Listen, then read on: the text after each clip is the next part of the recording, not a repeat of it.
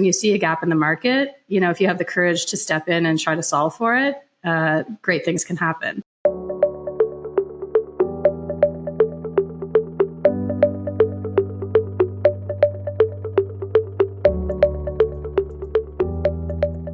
Hi, I'm Mike Pinkus, co-founder of Connect CPA and your host at GrowthTales.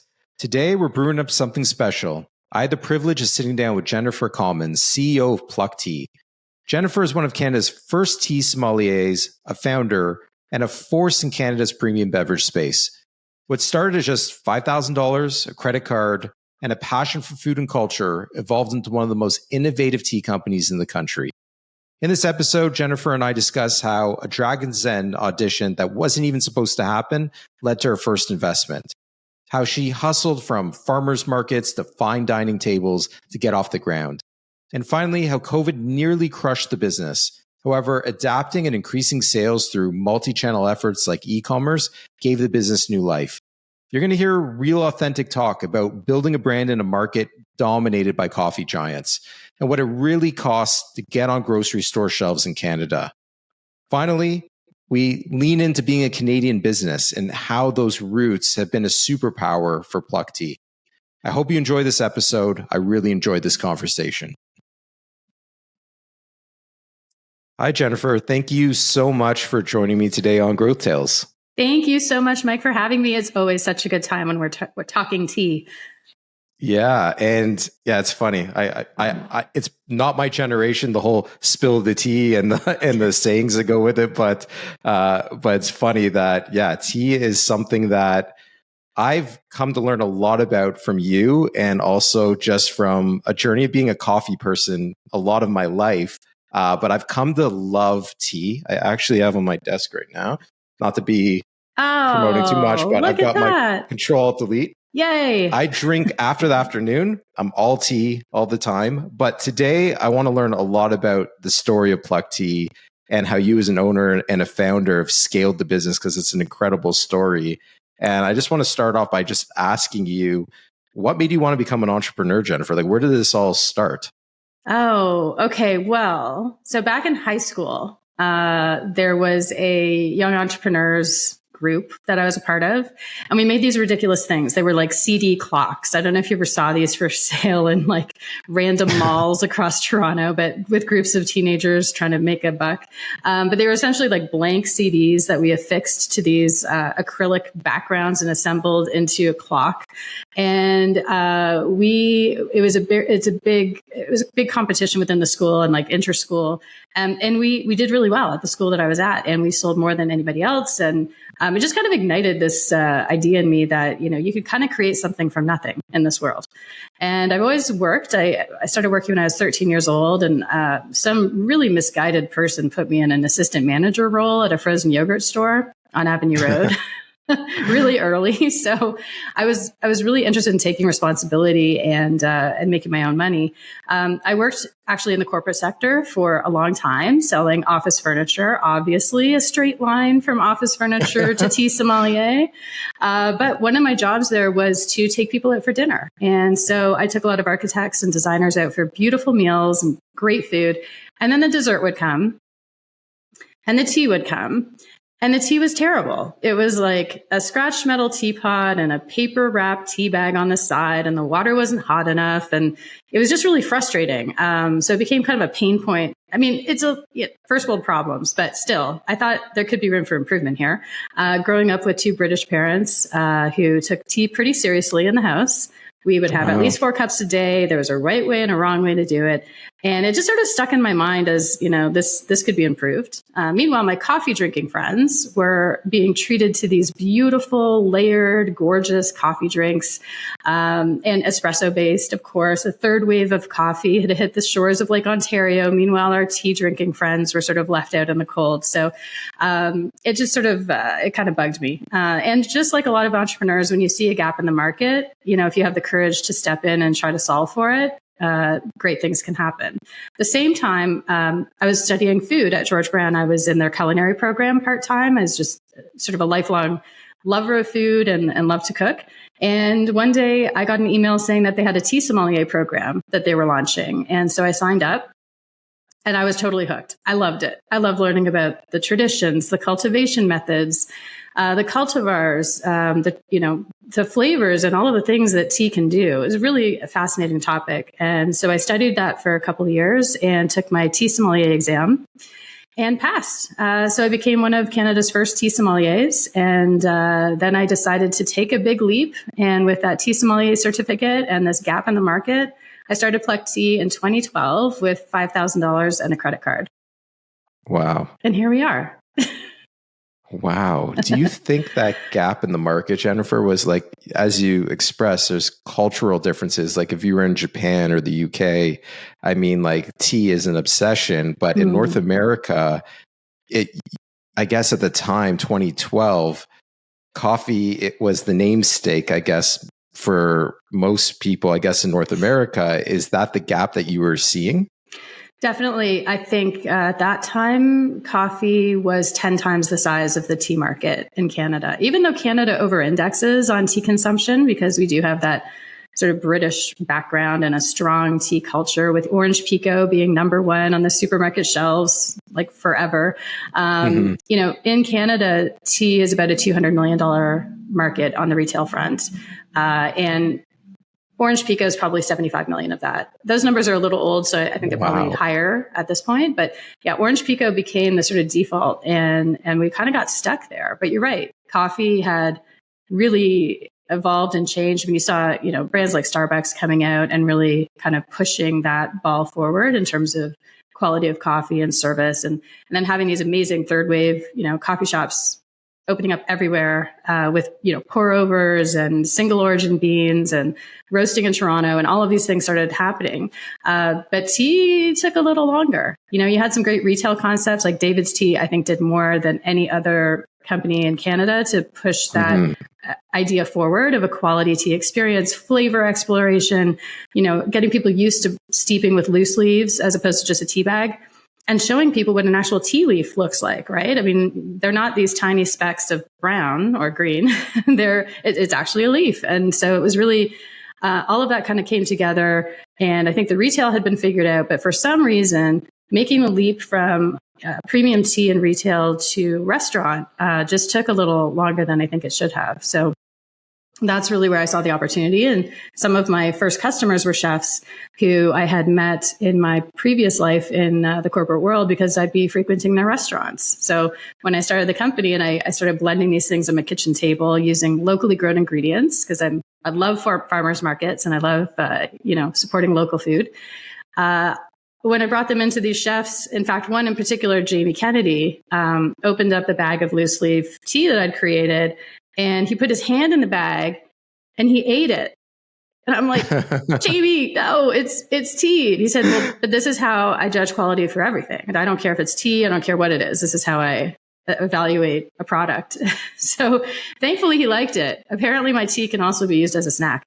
And then so he was one of my first customers. And from there, it was a lot of word of mouth. And it was honestly a lot of hustling. I'd be blending tea in the morning, delivering it after lunch. You never show up at a restaurant in the lunch rush or the dinner rush. So there's, time for everything. I deliver the tea and then I would go knock on some doors after that and hopefully get some new orders and then, repeat.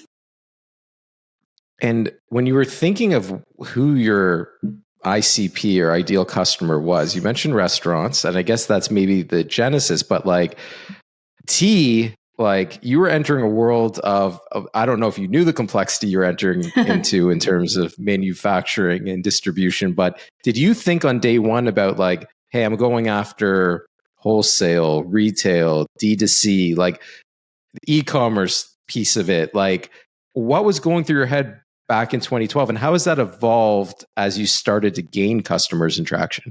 Yeah, I'll tell you, it was a funny story. So when I say we, I mean me, because I didn't have an employee for the first couple of years. I would blend and pack and deliver and blend and pack and deliver and take on more accounts. And at a certain point, we were growing too fast, Mike. This is the classic problem. Couldn't finance the inventory because guess what? Restaurants don't always pay on time. And at a minimum, you've got 30 days between when you're, making the product and getting paid for it. So as we were growing and growing and growing, I kind of ran out of capital. My husband and I had an agreement that we weren't going to mortgage the house. We weren't going to dip into our own financial situation. If I couldn't make this work with the $5,000 in a credit card, it wasn't going to happen. So, in terms of complexity and approach, two things were happening. We had this really interesting, vibrant community of restaurants that loved the tea, and they were talking about it, and consumers were enjoying it. At the same time, we needed to solve for this lack of capital and be able to keep going. So I actually auditioned for Dragon's Den. I don't know if I ever told you this story. This is like a wild, crazy story. Wow. So I was at the Witchward Barns Farmers Market one morning selling tea by the gram and little bags, which is another thing that I did. And so farmers markets and restaurants were sort of the two channels I was focused on. I went down there. Somebody came into the market and said, "Hey, guys, there's, Dragon's Den audition today. You all should go. Any of you who are making stuff, you should go." I wasn't prepared. I didn't have, my hair wasn't done. I had an apron on. I thought, there's no way. I mean, this is something you should probably prepare for. And this person just convinced me, just get in the car, Jennifer, and go. I said, fine. So I brought my little, bags of tea and my little apron, and I went down to the CBC and signed a bunch of forms, got in line and pitched. And who knows what was going to happen. Anyway, a couple of weeks later, I got a call from one of the producers saying, okay, I can't tell you if you're going to be on the show or not, but we're auditioning new dragons. There were a bunch that had left. So I think David Chilton and Kevin O'Leary, there was a lot of turnover on the dragon side. And so they were auditioning new ones. I said, well, sure, I'll come down and help you for that. They said, basically, it's a pretend pitch. It's not about you. It's about us putting them on camera and making sure that they look good. And, they can have great conversation on camera and, see how they test. Great. So I went down for this pretend pitch, and I looked a little better this time, Mike. I did put some effort in. I had a really nice tea set. And so I go in and I do the pitch. I talk about where we're at as a company, and I ask for some ridiculous amount of money on a valuation that was completely unreasonable. And so the four, and I should say, I didn't know who the four guys were that I was talking to. Arlene Dickinson was there. And then there's four gentlemen. I didn't really know who they were. Right. And I wasn't introduced. So I do the pitch, and they start doing the classic, oh, well, I'll do it for this and I'll do it for that. And I need 51% and I'll do a royalty. Mm-hmm. You know the drill if you watch the show. Yeah. And Arlene was really quiet. And at the end, I said, and by the way, I was also the last pitch before lunch, which is never a great slot to be in, right? Everyone's tired. They're hungry. They're hungry. They're hangry, maybe. I don't know. So she's quite quiet. And I just said, "Hey, Arlene, you're a little quiet over there." And she sort of looked at me like, "Who are you?" And she said, "Well, I'll just do the deal the way you want it." And I said, "Oh, okay, cool." And again, it's all pretend. So I thought, but I might meet her again, right? So I'm packing up, and she walks over to me and gives me her card and says, "My CFO will contact you in the next day or so." I'm like, "What?" She goes, "Well," I'm like, "What do you mean? Is this for real?" And she said, "Well, I want it to be real. Do you want it to be real?" I said, "Well, I mean, yes, of course. Oh my gosh, Arlene Dickinson. Oh my gosh. Wow. This is crazy." So took the card. I was flushed. I couldn't organize my tea. It was just a lot. And then one of the gentlemen came in, right? It was so surreal. So one of the gentlemen came in and he goes, "Hey, you know what? You did a great pitch. I really am actually quite interested. And it's a little unfair because you weren't introduced to us. You don't know who we are or what our experience level is. But my name's Andy, and I'd love to continue the conversation with you." And I said, "Well, Andy, I have a deal with Arlene, and I appreciate you. This is great, So, well, at least maybe let me help you navigate some of this because it can be a lot." And okay, fine. He said, "Listen, can I send you my resume?" I said, "Sure." So he sends me the resume. And he's amazing. He's got CPG experience. He has, a great exit story. He's really well connected. He happens to know people I know. It just felt, really like an interesting potential fit. At the end of the day, due diligence is due diligence, right? It is a process. I ended up taking his deal. So out of a very strange Dragon's Den story where I did not actually appear on Dragon's Den, I ended up with a deal. And he's been a partner in the business for quite a while. So obviously 10 years now. And so that was kind of how that happened. In terms of the approach and thinking about the marketplace, now that I had financing to kind of get us through that inventory hump, it was about kind of a Trojan horse idea. So I quickly realized that if you put tea into restaurants and you put them in the right restaurants, people will find them on menu and want to buy them elsewhere. So we started to think about how can we sell tea more directly, and that's sort of the origin of the online store, which in its first iteration was not a Shopify store. It was a WordPress site with a plugin. It was very, very basic. Early days. Yeah. Very early days, yes. And we really kind of ignored it. It was sort of on autopilot. We didn't run ads. We didn't do SEO, anything. It was really kind of just there in case people found our tea and wanted to order it while they were sitting in a restaurant. In fact, most of our orders were coming in at like 8 to 11 o'clock at night, which sort of coincides with, when people are ordering dessert at the end of their meal. So, wow. So that's how we thought about it. And that's been it's almost like a paid sampling program, right? We're making money on the tea that we're selling to the restaurants. The people are loving the tea. They're looking for it elsewhere. When COVID hit, so 2020, an era that nobody in food ever wants to talk about, but we'll go there. We almost lost everything. So we were very highly leveraged in food service and also in offices. We had figured out that the office channel was a great place for people to enjoy our tea as well. And all of it shut, right? So one day the phone's ringing, 2 days later, it stopped. And unfortunately, we had to lay everyone off. That was awful. I'm happy to report everyone is back now. And we have twice the staff as we did then, if not maybe even more. But it was really a time of, it was a day of reckoning, to have those conversations and try to figure out, okay, what do we do now? So one of my friends, Peter Neal from Neal Brothers, who's now John Luke and Neal, called me up and said, hey, supply chains are questionable right now. We need a premium tea to go into market at places like Whole Foods and Farm Boy and Summerhill Market. And essentially, we couldn't afford to go into any of the big grocery stores because their listing fees are extraordinarily high. So to give you an idea, it would be about $250,000 to get on shelf at one of the big three in the main tea aisle. And that's just for the right to be on the shelf. Yeah. People don't talk about this, but I will talk about it, Mike, because it's not great. So if you're ever wondering why your favorite smaller challenger brand isn't available at your local large format grocery store, often it's simply just the barrier to entry is far too high. I'm actually and that doesn't guarantee you long-term shelf space either, does it? No, that's pretty much an 8-month window. And if your velocities don't justify your staying on shelf, then you will be not on shelf in short order. You don't get a refund. So the other cost base around that is, of course, program fees, couponing, sampling. So one day of sampling is around $400 for a brand. And you don't necessarily get to choose who is sampling. Some have very strict union rules around who is employed to do those kinds of sampling. It's kind of a minefield. Like big grocery is something we're grappling with right now. And I think with this Buy Canadian sentiment happening around the country, perhaps some of those barriers will come down for smaller brands because grocers are looking for those Canadian companies that can fill that need for the customers. And we're getting an increasing level of people asking where they can find our tea. So I think if the time is any time, the time is probably now for that. And so that channel is emerging. But going back to 2020, phones stopped ringing, emails stopped coming. We don't need to go over that again, but my approach or my thought was, okay, I think maybe we might be ready to take D2C more seriously.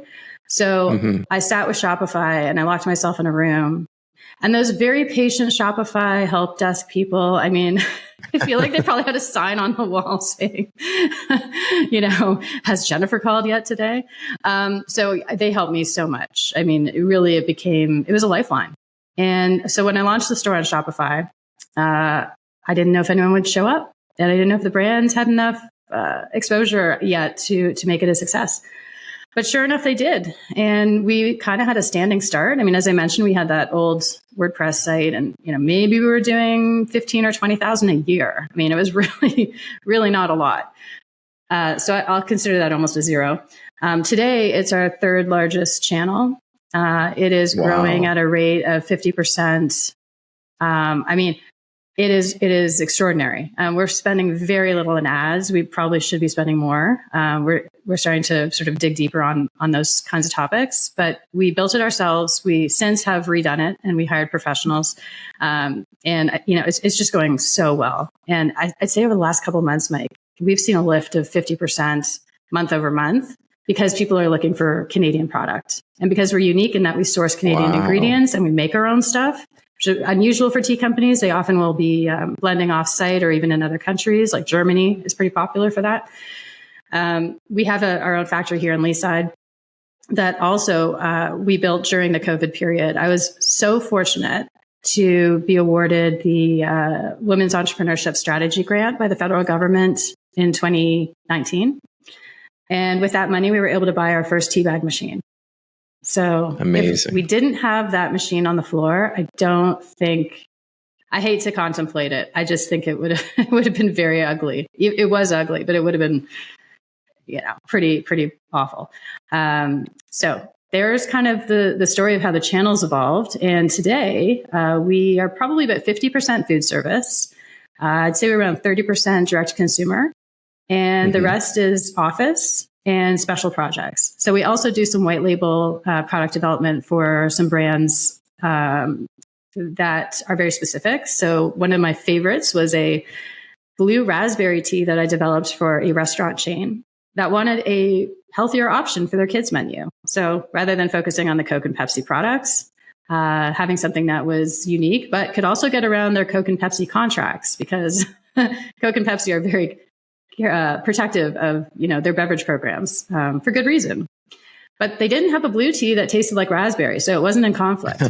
So we developed that, and it actually changes color with a squeeze of lemon. So it became a unicorn lemonade for this restaurant group that has now been on menu for I want to say 6 years. So it's doing really well for them, and it's really fun to work on these kinds of white label projects as well. So do you handle all production for Pluck Tea on your own, no co-packer? Like, you guys do it all yourselves? Yeah. So we have a team of 12. We have tea makers here that blend and pack the teas every day. We blend and pack about 10 kilos at a time. And we don't use mechanical blenders. I want to say we use humans, but like we do it manually. So we use actually ice scoops. We found to be the best tool for the purpose. But we have large bins.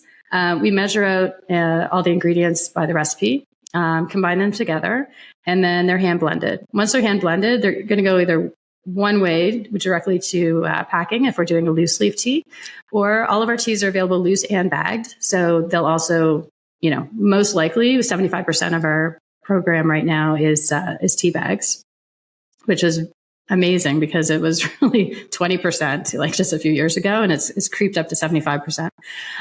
So that tea goes into the tea bag machine and gets turned into tea bags, which we use fully compostable plant-based material to make. It's actually sugarcane fiber. Oh, wow. It's sugarcane fiber. Yeah. So plastic free. That's incredible. With the health trends going on right now, first of all, tea's I think been in the media a lot just for the health benefits to begin with. And there is this health revolution you're seeing in social media happening right now. And I think about a lot, like I drink a lot of matcha tea, and you see all these studies about all these health benefits. I just do it for I like that smooth feeling you get. That's a little bit different than coffee. But now that you've gone after, I guess the origin was with restaurants, and you mentioned that split. I see on your website, you've got retail, wholesale, you're doing direct to consumer, and you even have tea subscriptions and Pluck points and all these other things. Where do you see that? Do you think that mix is going to change over the next 5 years as you continue to scale? You've got a beautiful website. You mentioned the Shopify backend. Do you think that that's going to become a greater percentage? Because there's consumers that obviously would love access to high quality tea. And in Canada, I don't know of anyone that does it as good as you guys. Thank you. So what do you think that split might look like? Have you thought about it over the next 3 to 5 years? Mike, I'm obsessed with that question. Of course. Absolutely. I mean, I think we could approach 50% D2C. I do think it's really important to continue to develop our food service program, our customers there, because again, it's kind of like a paid sampling program, but it's also it's wonderful to enjoy a high quality tea in a restaurant or in a cafe. So that's not going to change. But if the last 2 months are anything to judge the future by, I think we're going to see exponential growth in the D2C channel. I mean, to give you an idea, I have an ad right now on Facebook, on Meta, so Instagram as well, that is talking about our Canadian roots and talking about our commitment to Canadian products, Canadian ingredients. And our customer acquisition cost on that ad and our new customer achievements, we've never seen numbers like this. I mean, the ROAS is insanely high. And this was just an in-house made, ad. It's pretty simple. It's me just talking about stuff.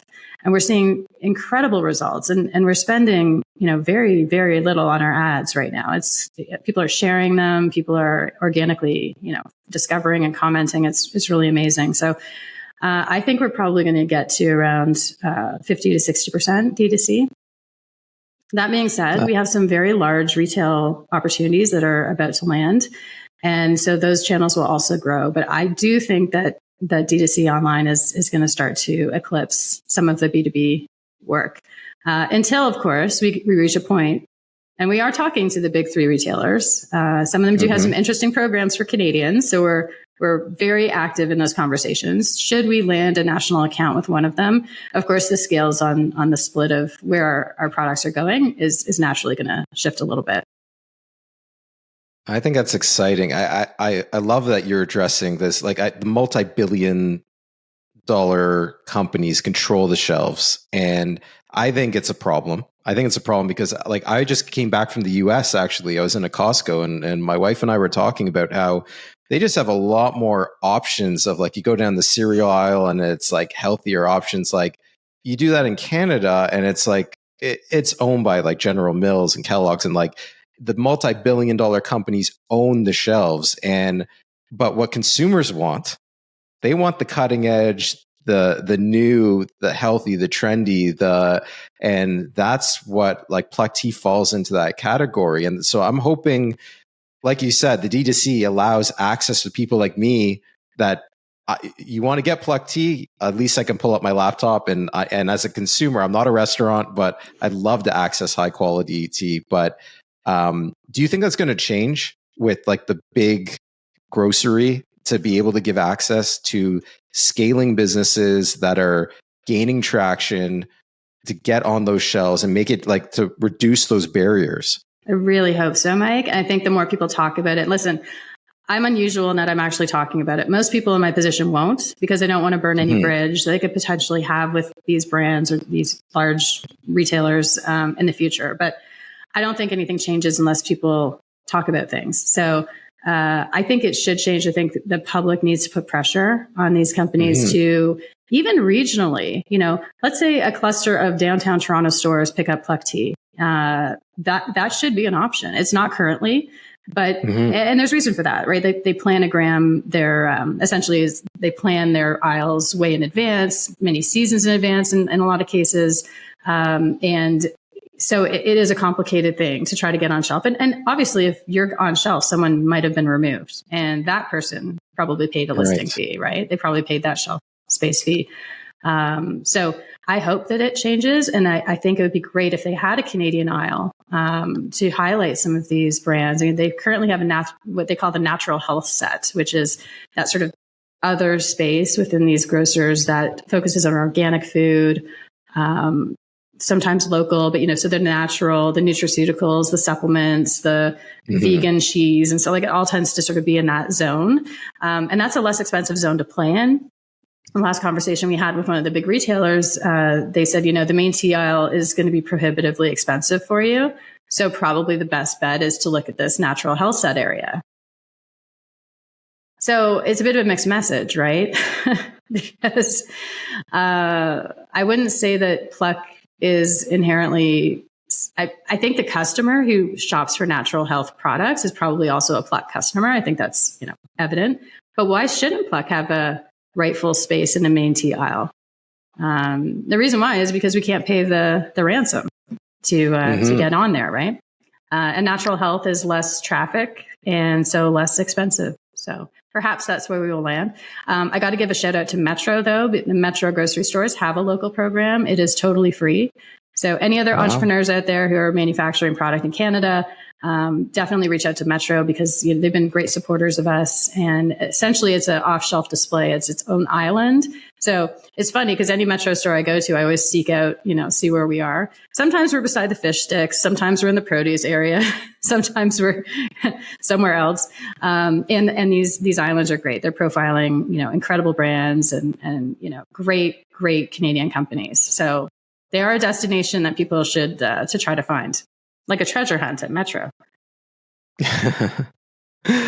and Jennifer, I guess you've scaled, and honestly, a big congrats to you that you've scaled tea. And I know it's been a long journey. It's been over a decade, but I don't know what the stats are. I think it's 95% of entrepreneurs don't make it to year 5. So a 2012 startup from a $5,000 credit card to where you guys are today is a massive achievement. And I think because I agree with you, tea is just underserved in Canada. Obviously, there's a lot going on in the world with the US relationships, and obviously that could create opportunity as well. Where do you see Pluck Tea going over the next 3 to 5 years? Because I was going to ask you about challenges, but obviously COVID, you pretty much let us know. I don't think there's a bigger challenge than that. But where do you see the business going over the next 3 to 5 years? Oh, that's such a great question. Currently, we're having some interesting conversations with people who've reached out, who would like to help get Pluck to the next level. So these are sort of outside investors or people who are sort of watching our growth and saying, maybe our team might be able to help this brand, get there faster. So those conversations are always exciting. But I think in the absence of a strategic partner coming in, we continue to focus on the Canadian market for sure. There's a lot more geographical growth that we can tackle. We really have not done a lot of work in the West Coast areas. We have a lot of concentration in business in Ontario. So I think I'm a big proponent of make sure that you're selling in your own backyard and you've got that figured out first. In terms of geographical reach into the US, we do have some key accounts that are in New York City, one of which is Impact Kitchen. So they're opening up their first locations there, which is very exciting. Wow. Have you been to Impact? They're fantastic. They do. I haven't. I've heard of them. Oh, you need to get there. It's healthy. It's delicious. It's really thoughtfully curated meals, just excellent. So definitely check them out. So that's our big sort of partnership foray into the US. Now, interestingly, we've been seeing a lot more activity on Shopify from the US recently, and it's almost people who are protesting. I shouldn't say almost, because I read the notes on these orders, and some of them are elbows up from Pennsylvania. Yeah. We're getting some orders from Americans, which could become a little complicated depending on what happens in the coming weeks and days. I feel like every day we have a different piece of news on how we're supposed to move tea over the border. Right. Because we are a made in Canada product, though, unlike a lot of others who are importing, because we add at least 51% of the value to the product right here in Toronto, we fall under the USMCA or CUSMA agreement. And so we have a unique opportunity to be less expensive in the US market as a premium brand. If you think about the tariffs impacting American premium tea brands, their Chinese green tea has now gone up by 145%. Wow. So if you're packing tea in the US and you're importing from India, well, the two biggest producers of tea right now are India and China, both of which have extraordinary tariffs. And so when your raw ingredient cost goes up by 145% or 45% or even 20% in the case of matcha from Japan, that's super disruptive to the marketplace. So perhaps there's an underdog story for Pluck Tea to come in and do some more business in the US. But we really want to make sure that we've fully served the Canadian market. And I think that will be our focus for the next little while. We have a lot of growing to do up here. I mean, one of our competitors does around $40 million in direct to consumer sales in tea in Canada. And, we'd like to get some of that market share from them because, we think maybe we make more delicious products sometimes. Yeah. And hopefully, you know what? I think the more and more people that try Pluck Tea it will start like anything else. When you when you have a great product, it will draw people in. And I think we're seeing that. And I can vouch for it. Like I said, I'm a believer because like I'm a coffee person at heart in my mornings, and Pluck Tea has really changed like my afternoons. I've gotten into matcha. I've gotten into all these things I never would have been involved in. And as a Canadian business, like Jennifer, you've done a lot of things. You've been around for over a decade. You've dealt with fundraising. You've dealt with COVID. You've dealt with distribution. You deal with the whole production process completely on your own. You have a lot of lessons probably that you can share with other entrepreneurs, whether in CPG or otherwise. But my final question to you is, if you were to give one or two lessons to other entrepreneurs who are not as seasoned as you are or haven't been through all the things that you have been through, what advice would you give them? What are a couple lessons or things that you would share? It's a great question. First of all, I think you need to find your tribe.